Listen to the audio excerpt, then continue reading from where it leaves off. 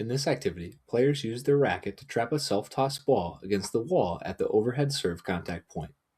This activity builds basic overhead coordination, the coordination of the toss and the racket, and introduces the overhead serve and its contact point. The player begins several steps away from a wall, fence, or curtain. They stand with their hips around 45 degrees from the wall, with the left foot in front of the right, as shown. The player holds their racket in a continental or hammer grip with their right hand. In the continental grip, the V between the player's thumb and index finger should line up with the side of the racket, and their index finger's lowest knuckle should be on a diagonal bevel. They hold the ball in their other hand in the upper two-thirds of their fingers with the palm up. The arm of the tossing arm should be straight. The player then holds the racket arm up above their head as if they were doing a high five. The racket should be tilted inward slightly so that the strings are above the player's right shoulder.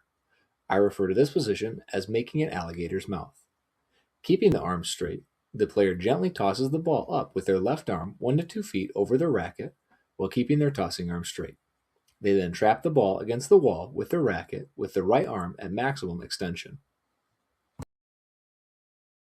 At the trap, look to see that the ball is trapped in line with the hitting shoulder with the racket tilted slightly to the left. The trap should be at full extension of the arm and the player should remain in the continental grip. Check before and after the trap.